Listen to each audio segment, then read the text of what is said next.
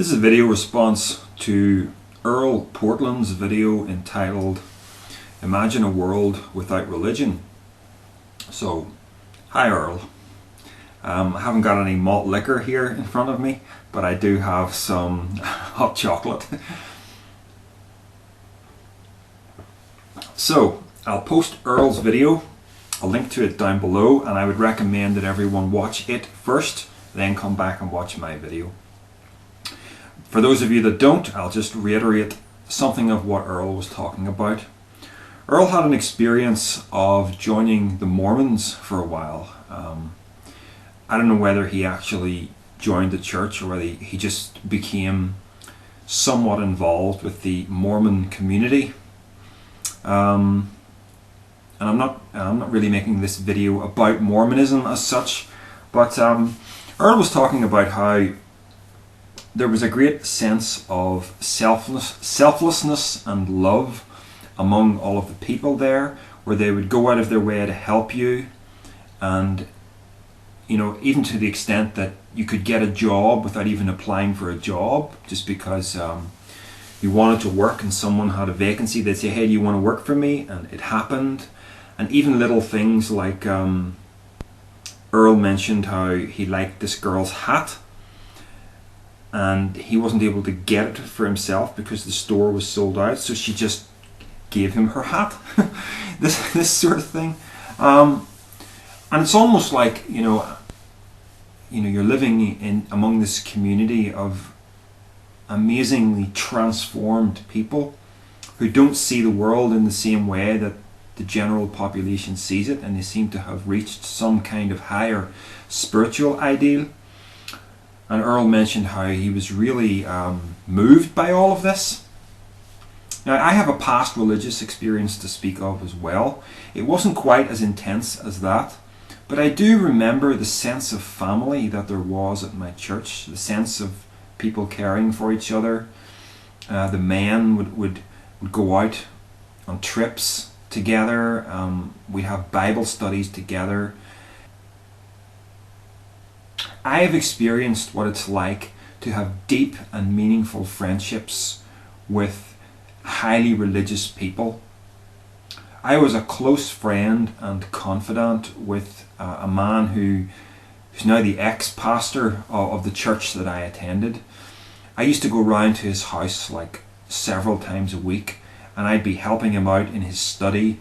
I'd be typing up sermons for him, and we had this really warm friendship. And he would confide in me in a way that he wouldn't with probably 90%, 95% of the other people that he knew. So this was an important part of my life, and as the years went by, I got to know his son really well as his son was growing up. But there came a point in my life where I had to stop being a Christian because I just didn't believe in it. And I had to keep myself real with myself. I just didn't believe in it. I believed in something else. I believed in a concept, a religious concept, that was the idea that we're all one. I didn't believe that there was a single religion that had all the answers. We were all one. And I made a blog post, I think it was around summer 2008, where I said, I am no longer a Christian. And I made a big explanation on my blog. So when word eventually got around to this guy, this ex-pastor, I went round to his house, and him and his wife, they sat me down on their living room sofa and had a big serious talk with me. And nothing, it wasn't heated, but he was very angry under the surface, and he said, "You've trampled underfoot the Son of God," which is a reference to, it's somewhere in Hebrews, I can't remember, but it's a reference to people who have committed some terrible, terrible sin where you're basically now apostate. You can't be saved. You've tasted the gospel, but you've rejected it. and you're gone. You're phew. Whereas in my mind, I was just reeling back from this, because all I was really doing was following my own course that seemed like the right course. And so this guy and his wife basically then rejected me from their lives, said that I was no longer welcome as their friend in their home. And I had to go, and a decade and a half of friendship just went pop in the space of half an hour, all because of a metaphysical difference of opinion. That's all it was. Now, in their mind, it was much more than that, because in their mind, they've got this relationship with God, as they call it, and to them, Jesus is this very real figure in their minds. So I had rejected this, and they were treating me as if I'd just gone right at Jesus, when it was simply me saying, listen, my experience doesn't match yours, and I don't believe what you believe because my experience doesn't match yours. So I have to follow what I think is true. But I was now being treated as a, to put this in the secular context, I was being treated like someone who'd just stolen £1,000 from somebody, or cheated on somebody's wife, or something like that. It was like that kind of a crime where you had to, it was basically get out. You're no longer welcome unless you change your mind again, which in and of itself is a form of emotional blackmail, isn't it?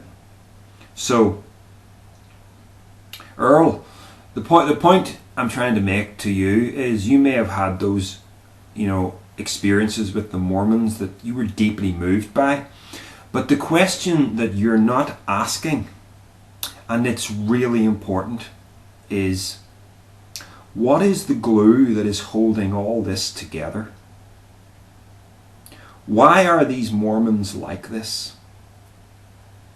Is it because they genuinely are transformed men and women living on some higher spiritual plateau? No. The glue that holds it all together is authoritarian religion. Both Mormonism and the kind of Christianity that I was involved with, it's based upon elevating the Bible as the Word of God. And in the case of Mormonism, it's the Book of Mormon as well, of course. So you allow an external authority to have complete control of your mind, to the point where even if the Bible said something that was against your own common sense, you'd pick the Bible. So you've got these men and women who are embracing this ideal because they've come to believe, they've come to accept this is the Word of God. So basically, it's got nothing to do with them being better people. It's just to do with them being sheep. They follow the dictates of this authoritarian religion that tells them what to do. Now that is not strength, that is weakness. And that weakness manifests itself often as good behavior. But there is a flip side. Because these people have given over control of their own minds to an external authority, that will manifest itself in terrible behavior given the right circumstances. Take my circumstances. All I had to do to bring out the bigot in another person was to step outside of prescribed dogma. That's all I had to do. And I was now exiled, ostracized. And ultimately, Earl, it all boils down to in-group, out-group mentalities. You will be treated like a prince as long as you're in the in-group. But as soon as you step out of those confines, you see a whole different side to the people who appear to be very self-effacing, very loving, very humble. So that's the trade-off, Earl. You say a world without religion is, or a world with religion is a better world, only in certain ways. I would say if more people were like me, the world might be a little more self-centered. But I do think there would probably be less wars. I think there would be a great deal more intelligence going around. See, I'm of the view that there's nothing wrong with a little competition. There's nothing wrong with striving to succeed.